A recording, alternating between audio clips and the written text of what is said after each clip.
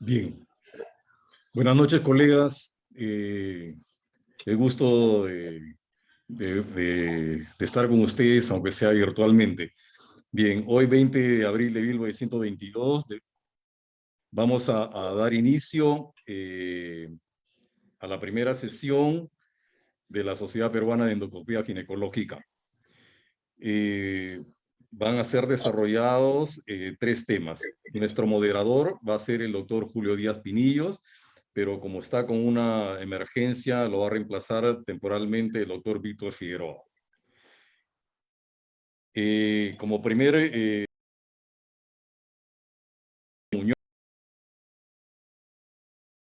ginecólogo obstetra, staff de la Clínica Montesur, fellow de la Unidad de Endometriosis y Algia Pélvica en Clínica 19,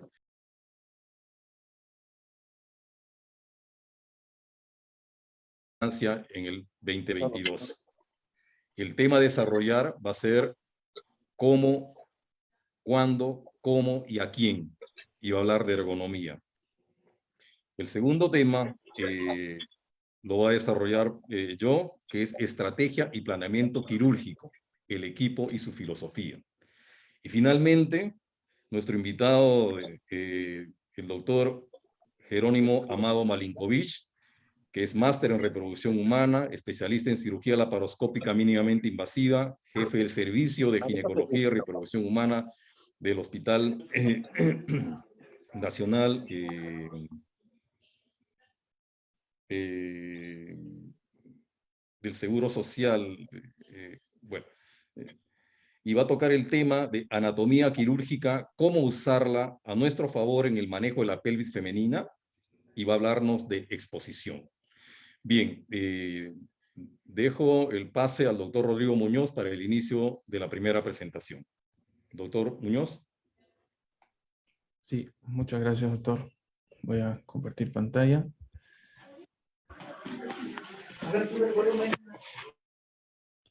Ok. Muchas gracias, doctor Negrón. Muchas gracias a la sociedad por la invitación y por la oportunidad de compartir con ustedes la primera sesión de esta nueva etapa de la Sociedad Peruana de Endoscopía Ginecológica.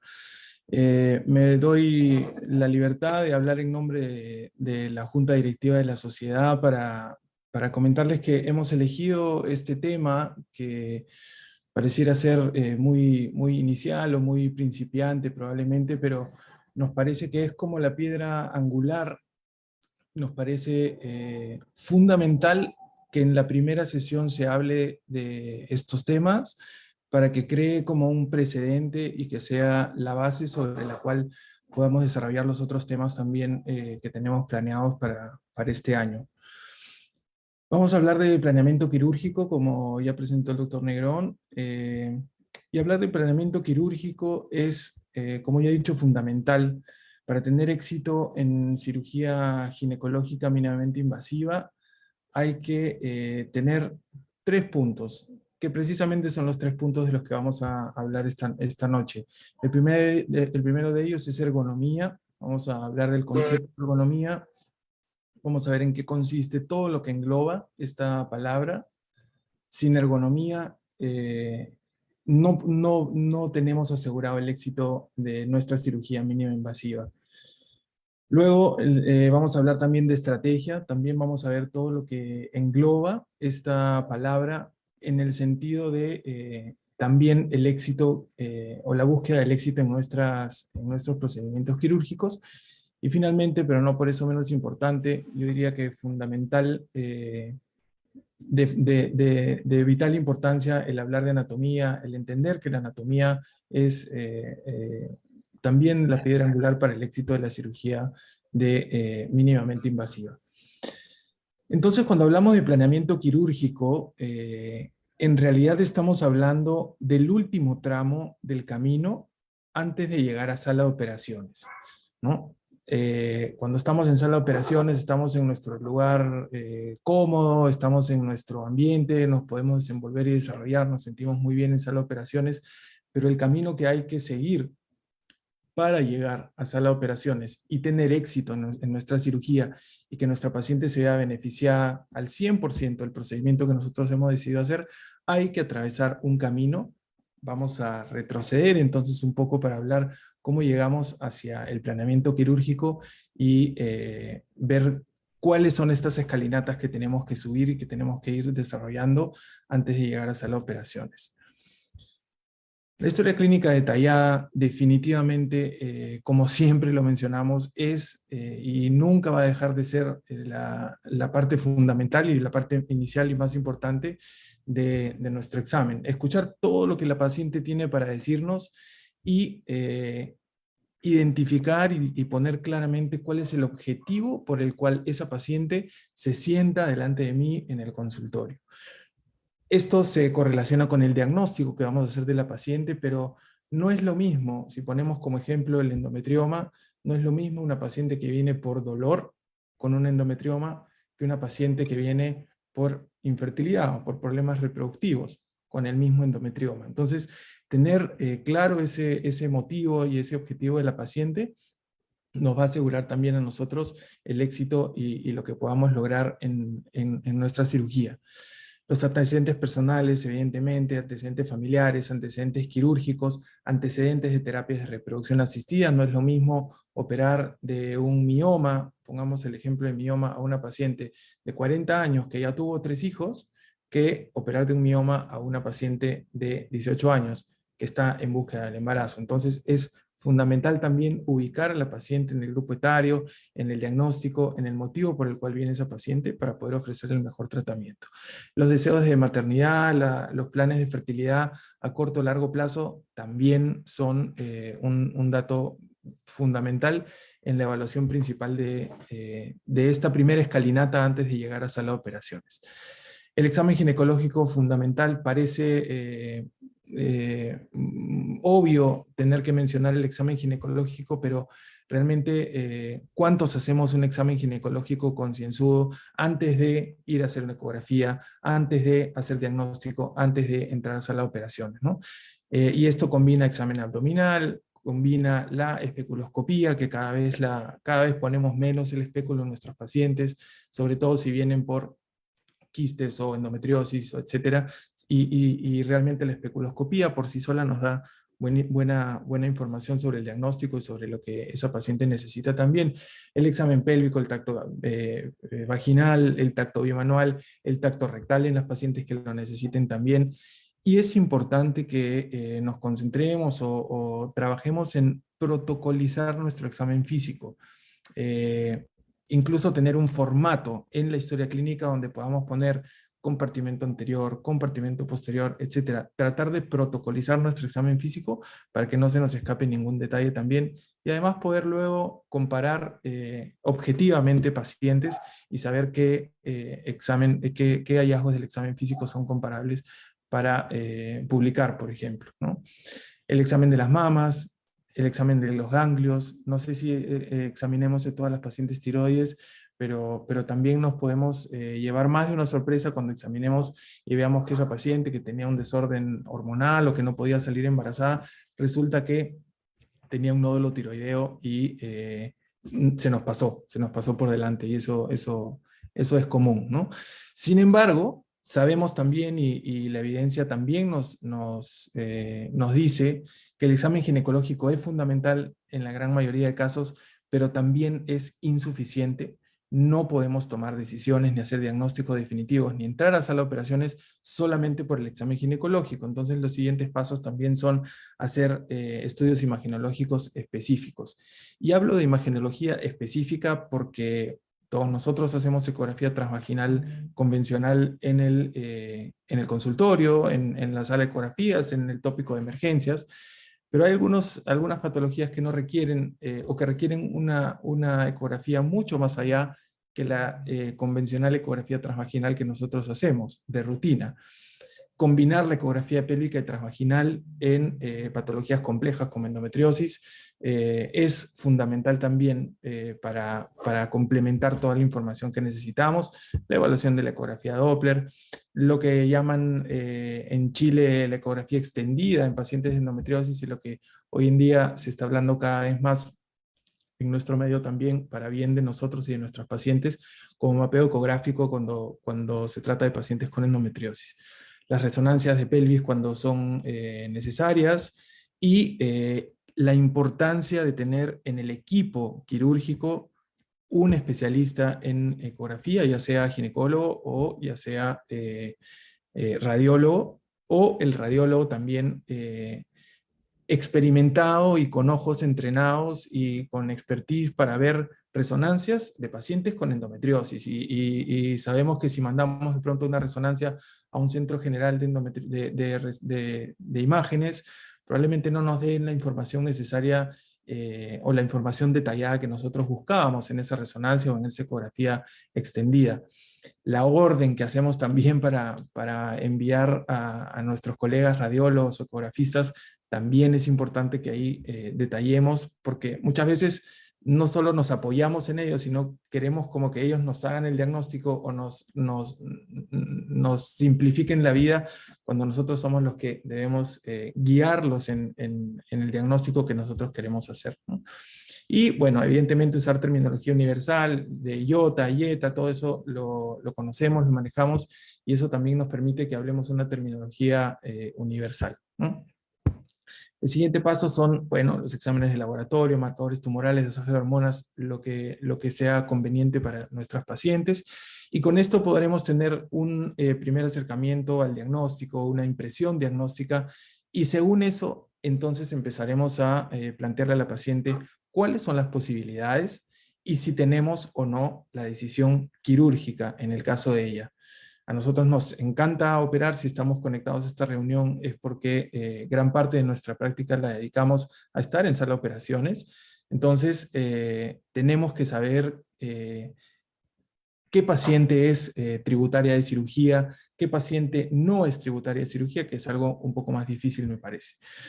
Entonces, cuando es quirúrgica, decimos, bueno, esta paciente se tiene que operar. ¿Cuándo se tiene que operar? Se tiene que operar ahora, se puede operar después de la estimulación ovárica, se tiene que operar idealmente mejor después de su embarazo, o el objetivo es la reproducción en esta paciente, o la causa de infertilidad es un motivo para manejar esta paciente quirúrgicamente. Entonces será ahora el tiempo o la temporalidad de la cirugía, y la oportunidad también es importante mencionarla.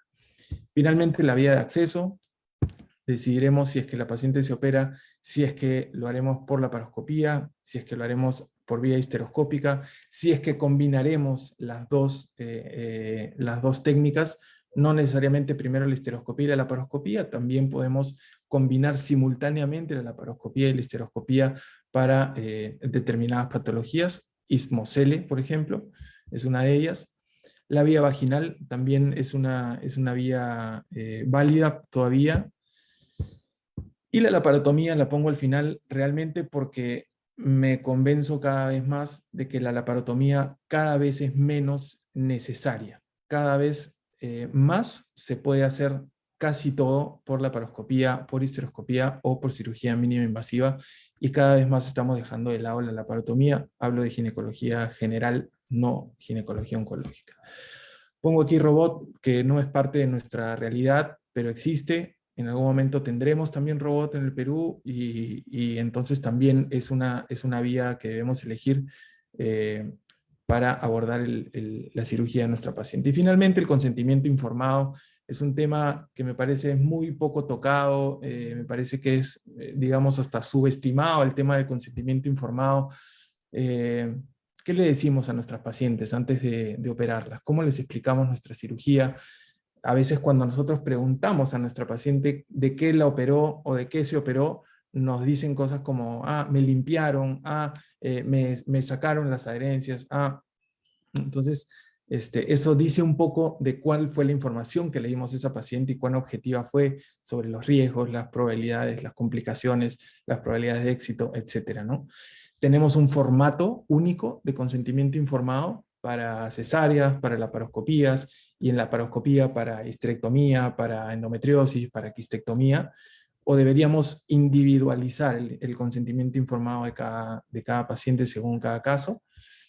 ¿Y cuándo es que firma la paciente el consentimiento informado? Todos alguna vez hemos visto a una paciente echada en la mesa operatoria, uy, nos olvidamos del consentimiento, y hacerla firmar el consentimiento informado en ese momento.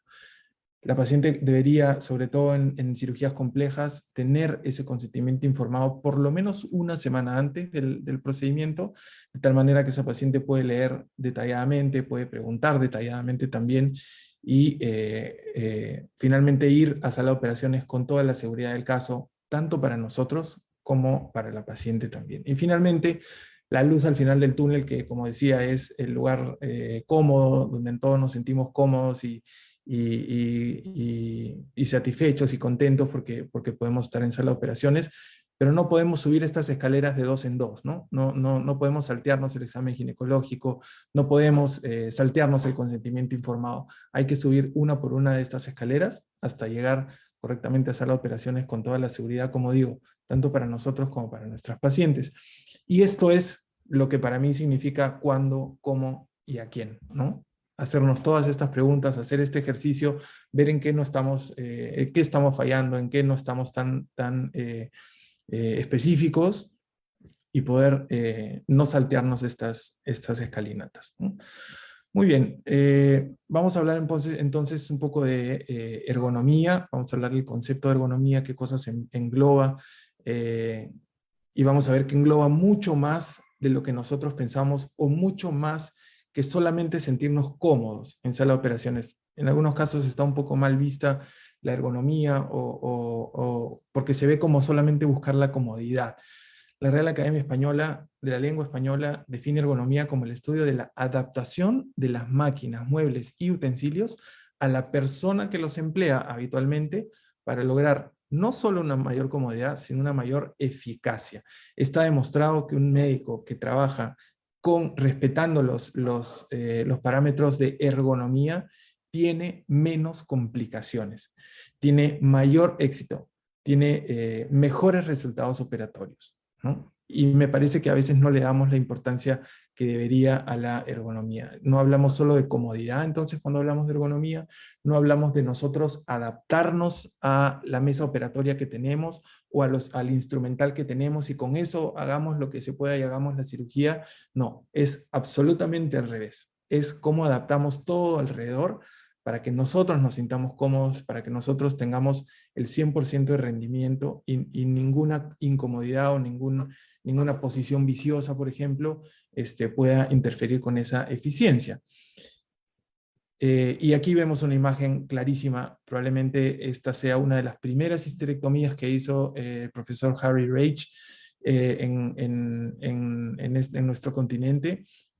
Y evidentemente esa posición, nadie aguantaría más de 15 minutos haciendo una cirugía en esa posición, ¿no? Hoy en día ya no solamente no tenemos que mover el cuerpo y la cabeza porque tenemos un visor único, sino que tenemos pantallas, pero entonces también tenemos que adaptar todo eso a nuestra comodidad. Estas son publicidades de cursos de laparoscopía que se hacen, no son cirugías, evidentemente, por la foto, no son cirugías reales, pero este participante muy probablemente no dure ni siquiera 15 minutos haciendo la sutura o el procedimiento que está haciendo, antes de que se le cansen los hombros, antes de que tenga una tendinitis.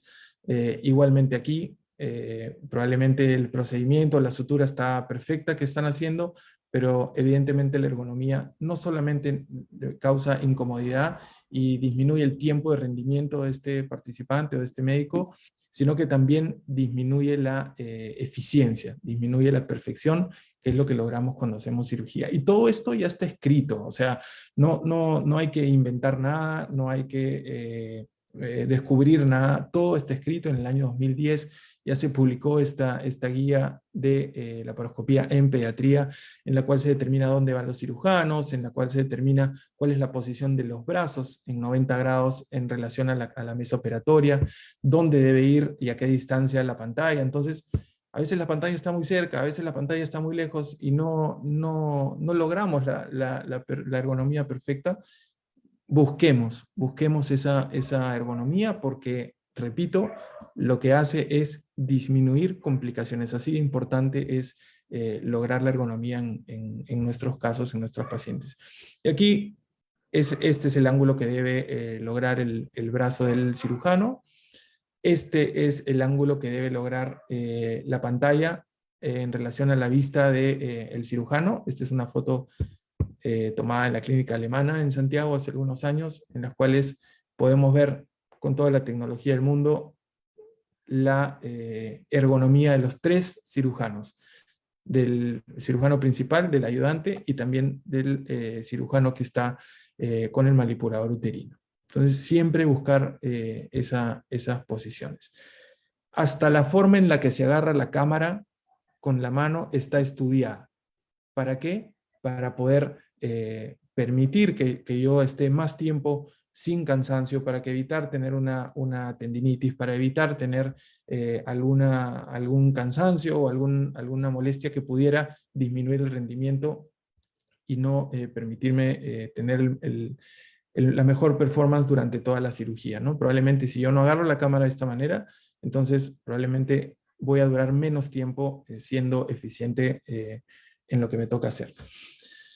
La posición de la paciente es importantísima también. Es importantísima porque durante la cirugía, si es que las piernas no están ubicadas en la posición correcta, cuando queramos hacer una sutura, cuando queramos sacar a través del ombligo la bolsa de la laparoscopía con la pieza operatoria, cuando queramos morcelar, cuando queramos hacer cualquier procedimiento, nos vamos a chocar con una pierna y eso también tiene que ver con ergonomía. Idealmente, estas pierneras tienen estas manijas automáticas, estas pierneras tienen compresión mecánica intermitente, entonces, pero sin embargo no necesitamos esto, podemos buscar nuestra ergonomía también. No solamente la posición de las piernas de la paciente, hay que ver que la paciente no tenga la columna hiperextendida, hay que ver que esto que vemos aquí, que son los dedos de la paciente, estén en una posición anatómica, que las piernas no estén tirantes, que la rodilla en la zona poplitea no esté presionante.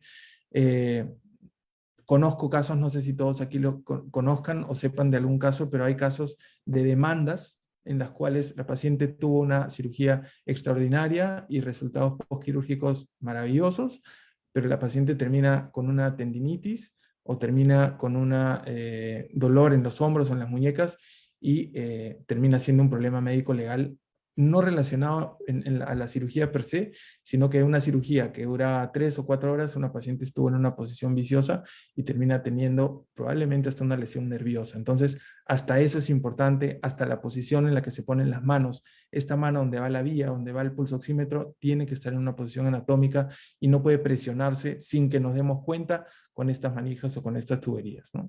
Entonces, eso también es importante y también la palabra ergonomía engloba la comodidad y la posición de la paciente. El instrumental que utilizamos es importantísimo.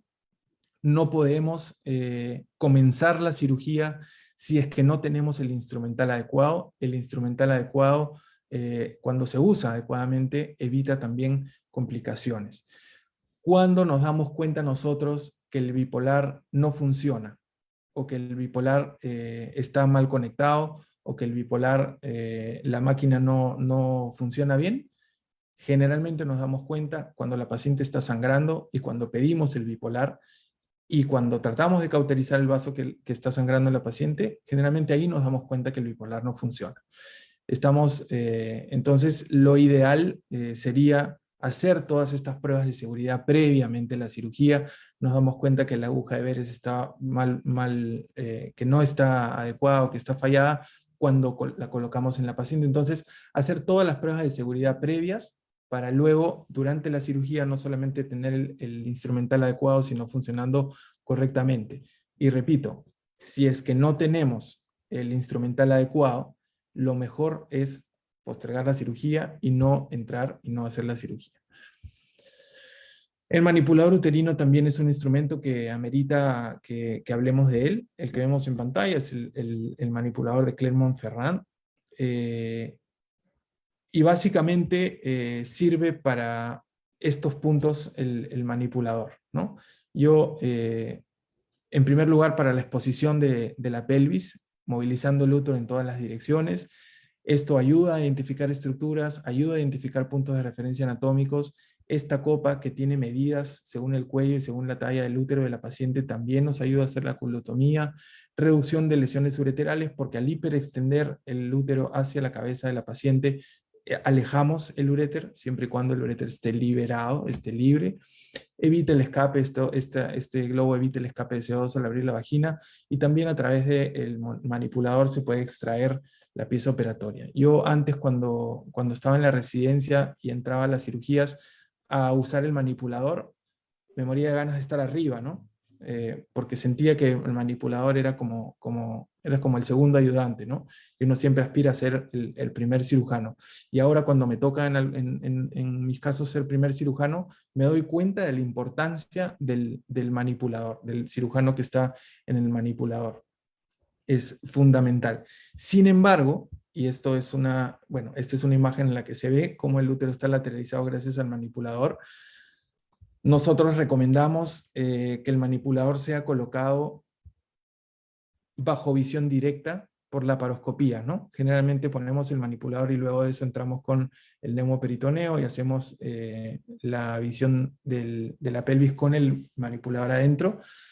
En algunas escuelas, como la de Clermont-Ferrand, por ejemplo, ponen el manipulador bajo visión directa, y eso permite, si es que en este caso hubiera el manipulador, probablemente no lograríamos identificar esta imagen, que es una ventana patognomónica de endometriosis profunda, y no veríamos este engrosamiento ni podríamos examinarlo, porque aquí tendríamos la copa.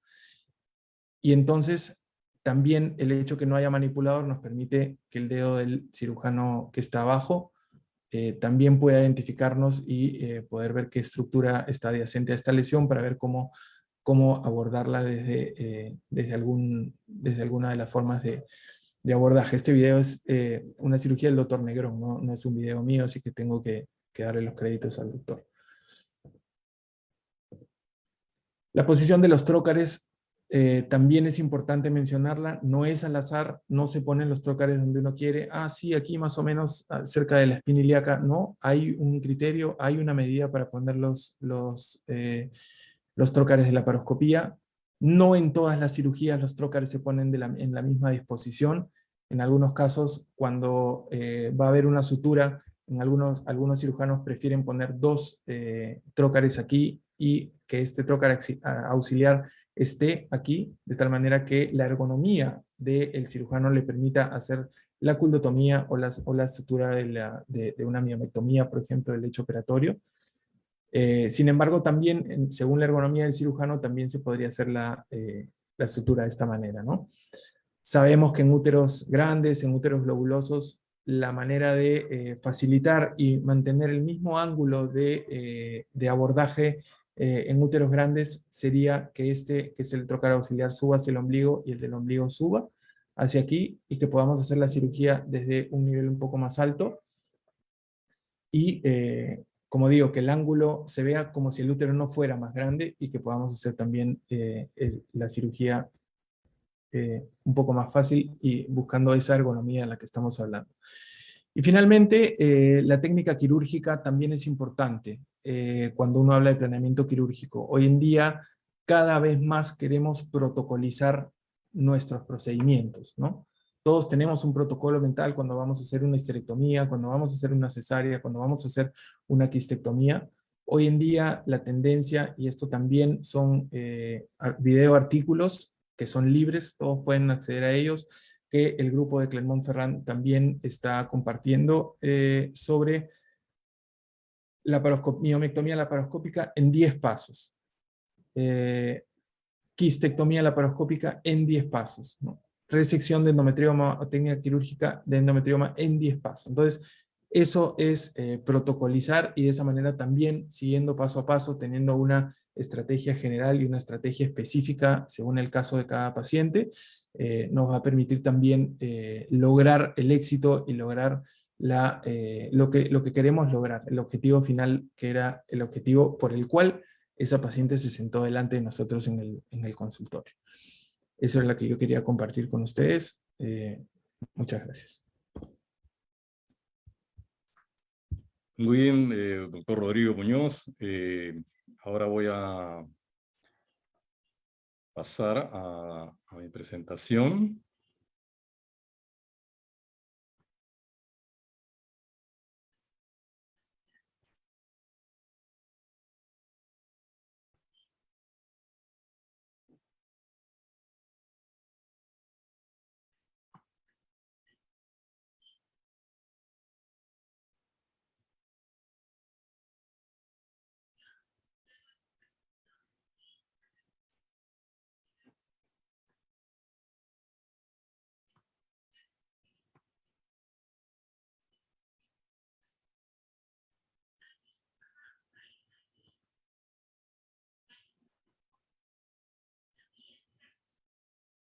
Muy bien. ¿Se ve la presentación?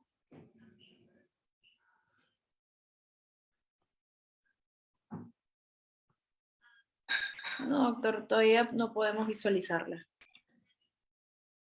A ver.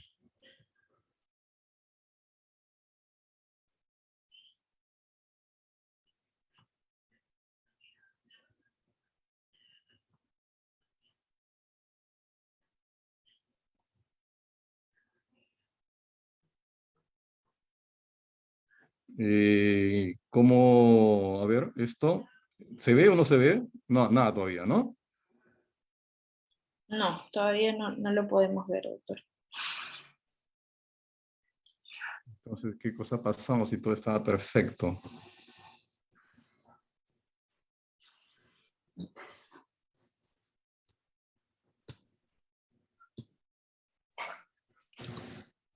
A ver, ¿me ayudas? Sí, en Share Screen, Ya sí. Tengo acá mi presentación. selecciona su presentación y va al botón de compartir. Ok.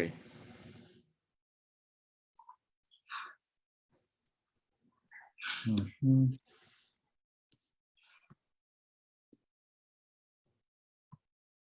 ¿Y dónde está eso? En la barra de herramientas le debe salir compartir pantallas y hasta ahí le van a salir varias imágenes. Ujú. Le da clic a la imagen donde sale su presentación y en la esquina inferior derecha debe salirle un botón que diga compartir. A ver.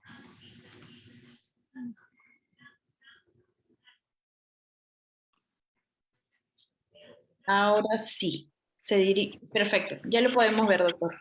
Correcto.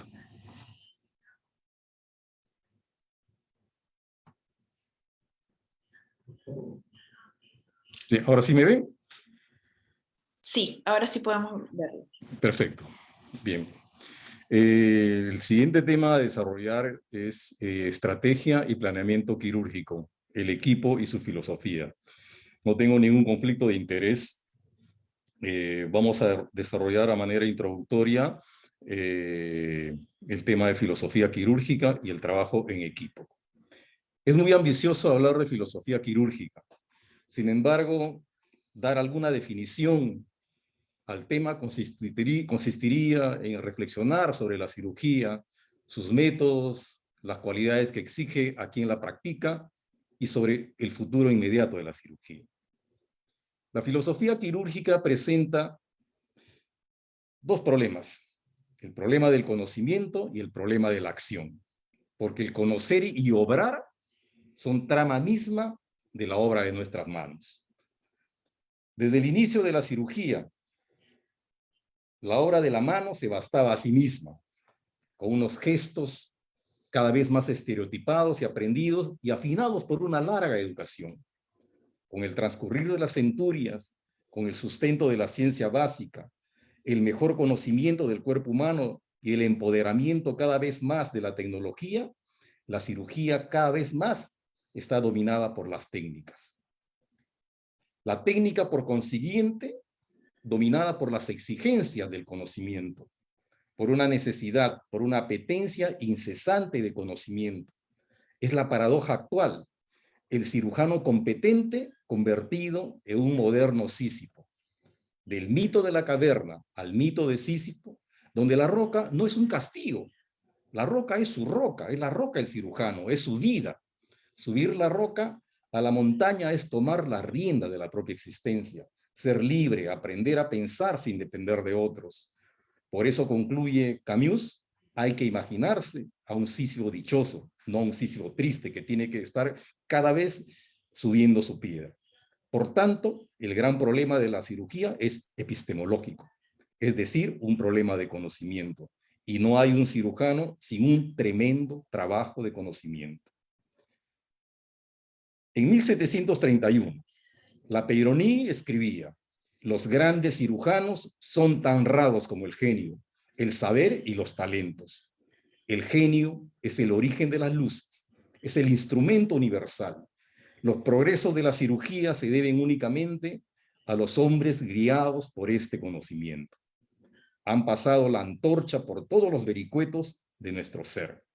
Yo añadiría este comentario: y lo han compartido y divulgado a través del tiempo y en todas las épocas. La obra más bella de la creación es el hombre, y es un extraordinario privilegio para el cirujano estar facultado para intervenir las delicadas estructuras anatómicas y funciones del cuerpo humano. La cirugía es una forma noble y audaz de servir al hombre, al actuar sobre lo más preciado que tiene, la salud y la vida.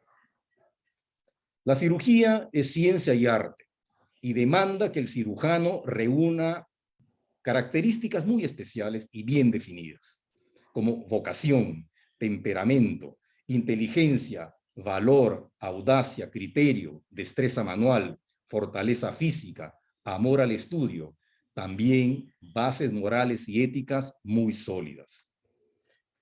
El cirujano debe prepararse incesantemente para mantener y actualizar sus conocimientos. El no cumplir con esta obligación fundamental lo sitúa en el peligroso territorio de la incompetencia. En esta época en que la medicina es altamente tecnológica, es impersonal, es importante que reflejemos los nobles ideados y los valores humanísticos que caracterizan a esta profesión como exponente de lo mejor. A través de la historia, los cirujanos exitosos se han considerado como estados sumamente heroicos, en tanto que las situaciones deshonestas o incompetentes han sido objeto de sátiras y del ridículo. Aún se ven con frecuencia esto en la actualidad. El dominio de la cirugía es un progreso a lo largo de la vida, que depende de autoevaluación y educación continuas. Y como un atleta, el cirujano debe estar preparado para hacer frente a la victoria o a la derrota. En este siglo XXI, que más que en cualquier otro momento de la historia, los cirujanos estamos bajo el escrutinio público. Por tanto, son de vital importancia la integridad y la impecabilidad. Ahora, hablando de trabajo en equipo, en esta fotografía vemos el ejemplo de la naturaleza, lo que es trabajar en equipo. No hay nada mejor que las hormigas trabajando en equipo. Trabajar en equipo implica unos objetivos comunes y unas funciones específicas de cada miembro. La estructura de un equipo quirúrgico permite a los individuos entender y apreciar sus propios roles y funciones y la de los otros. Por consiguiente, trabajo en equipo es un conjunto de comportamiento, actuaciones, cogniciones y actitudes que facilitan el trabajo a realizar en beneficio de las pacientes. Es el componente esencial de la cirugía segura. Esto implica tomar decisiones consensuadas, analizar los motivos de los desacuerdos e intentar resolverlos, así como garantizar que los objetivos sean comprendidos para que puedan ser aceptados dentro del equipo. Significa animar a todos los miembros del equipo a contribuir con sus propias ideas, haciendo todo lo posible para garantizar el trabajo de cada miembro y que este trabajo sea valorado, y finalmente compartiendo el liderazgo cuando sea necesario. El mantener esta visión permitirá disminuir las complicaciones inherentes a cada procedimiento quirúrgico. La comunicación en cirugía es el principal problema a resolver. Es esencial tener cirujanos líderes, entrenados, capaces de motivar y modificar el comportamiento de los miembros de su equipo. Es decir, sacar lo mejor de cada uno de ellos para obtener los mejores resultados. Bien, una vez hecho esta introducción, lo que voy a comentar, gran parte es lo aprendido de las enseñanzas del profesor Arnaud Vathier. Esta es una definición de cirugía que dice: las sofisticadas etapas de una cirugía se realizan mediante la asociación coordinada de pasos muy básicos. Eso constituye el arte quirúrgico. El buen cirujano es la persona que entiende cómo combinar los pasos básicos de tal forma que pueda crear con ello cosas sofisticadas. Sin embargo, la delicadeza y elegancia quirúrgica no siempre van de la mano, no siempre están asociados. Eso constituye un don muy personal. Esto es cirugía. Cirugía es creatividad, inteligencia, curiosidad, intuición, imaginación, habilidad, observación, conocimiento, entrenamiento, pero también límites. Si nosotros comparamos la cirugía convencional con la cirugía laparoscópica, la cirugía laparoscópica tiene la ventaja de permitirnos un mejor trabajo, pero tiene tremendos inconvenientes, sobre todo requerir un mayor conocimiento de parte del cirujano, no de su técnica quirúrgica, de su patología, sino de conocimientos físicos, de conocimientos de equipos, utilizaciones de energía, etcétera, etcétera, etcétera. Por tanto, un mayor conocimiento por parte del cirujano. Al ser la laparoscopía una técnica específica, necesita, por tanto, un entrenamiento específico.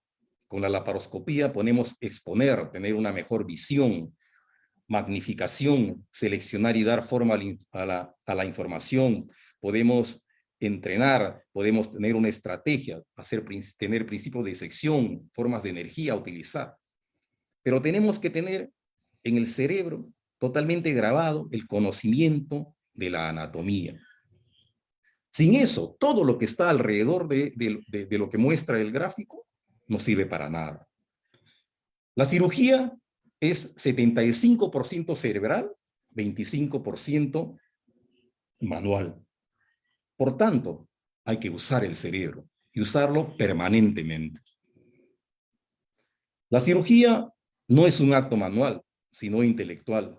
Entonces, no tiene nada que ver con la habilidad, sino con la comprensión. Una estupenda definición del profesor Vathier.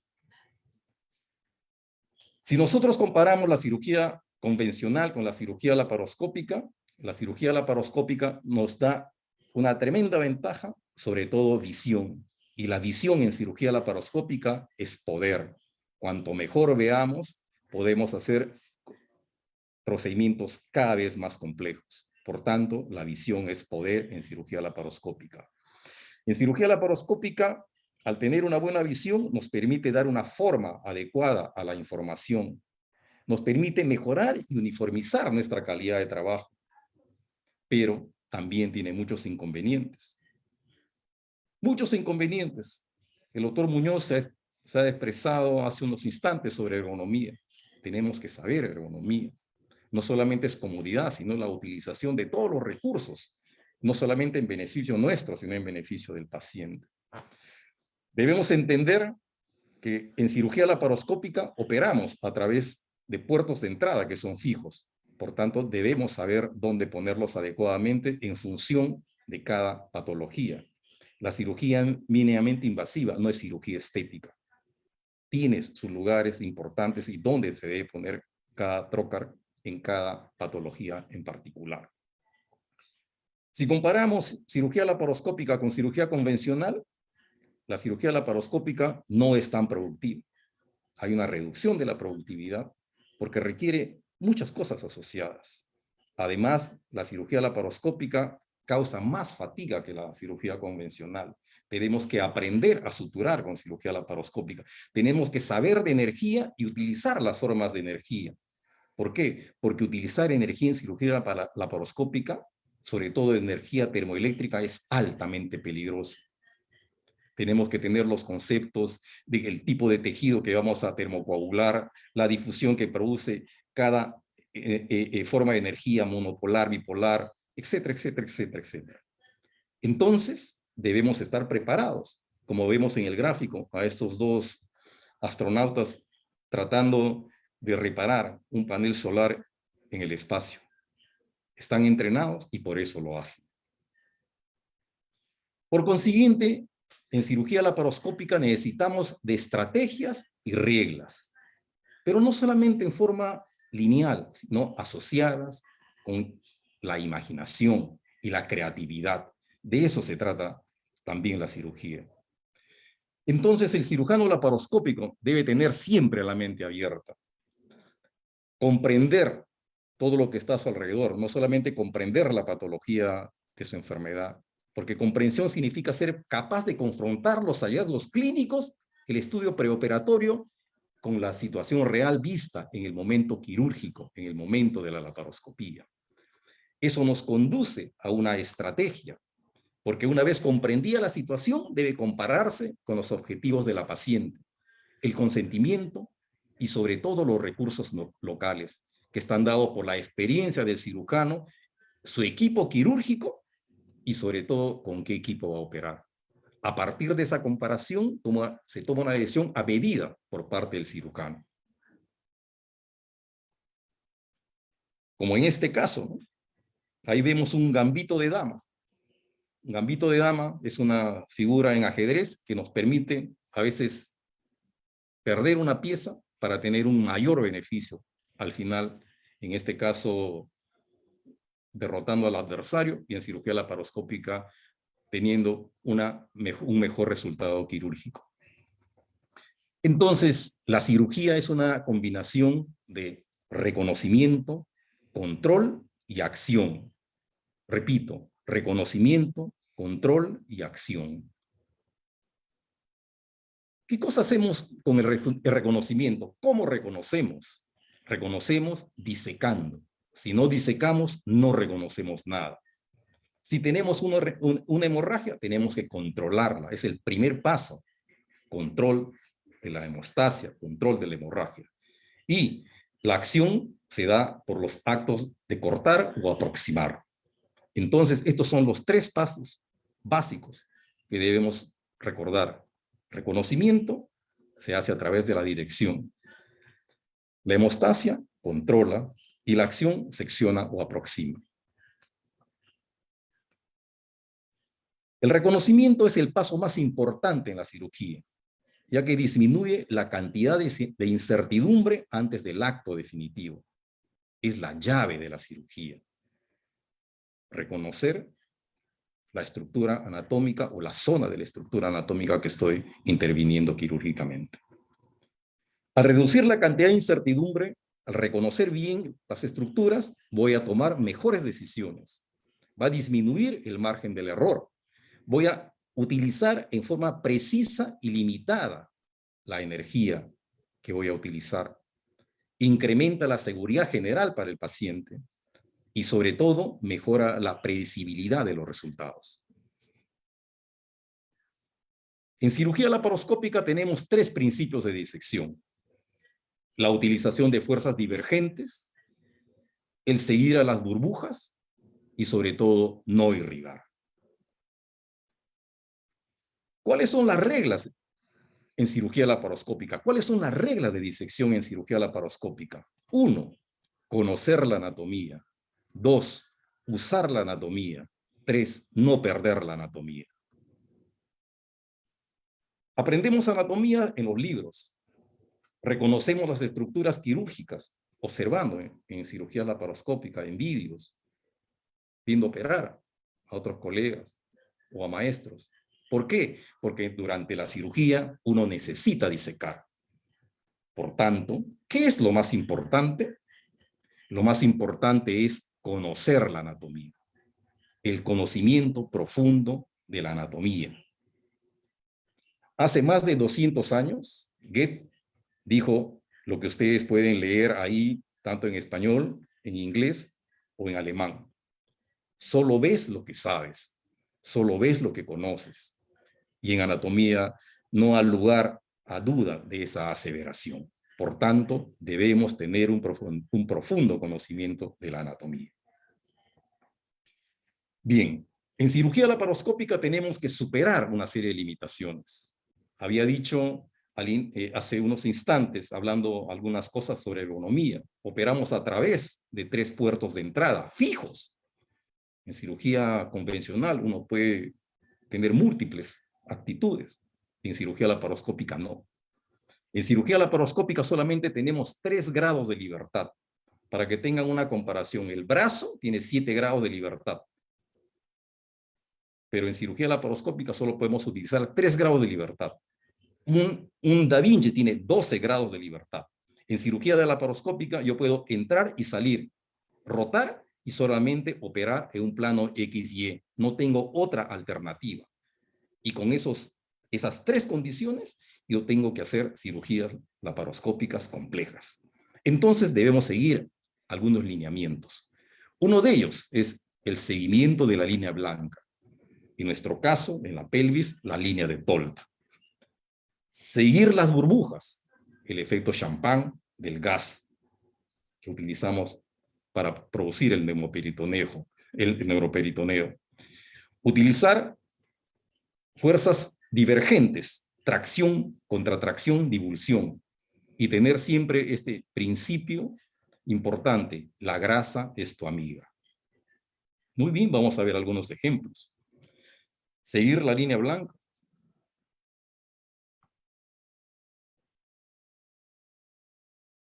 La línea de Tolt, movilización del sigmoides.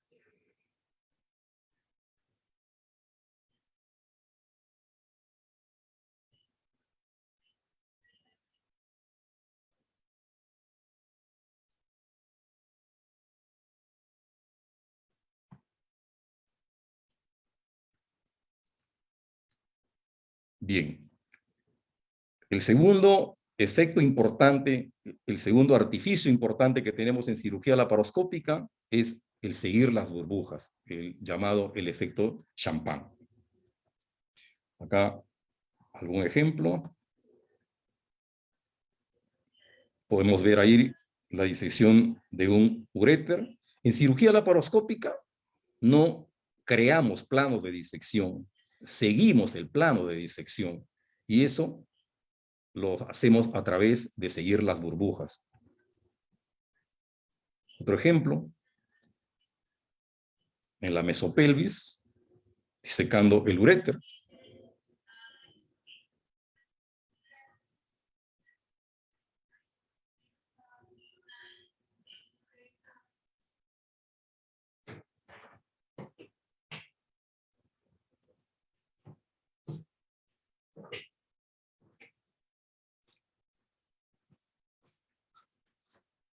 El espacio pararrectal, identificación del nervio hipogástrico inferior, siguiendo las burbujas, como ustedes pueden ver ahí. Utilización de fuerzas divergentes. Es una técnica de movimientos coordinados y seguros. Vamos a ver acá algunos ejemplos.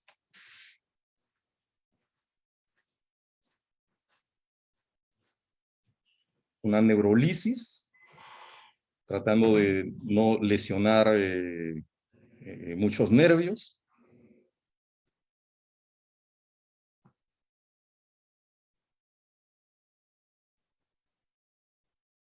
Utilización, por ejemplo, cuando potencialmente puede sangrar y podemos utilizar como un elemento de disector de tracción contra tracción al irrigador. Ahí podemos ver al fondo la arteria rectal media, cuando estamos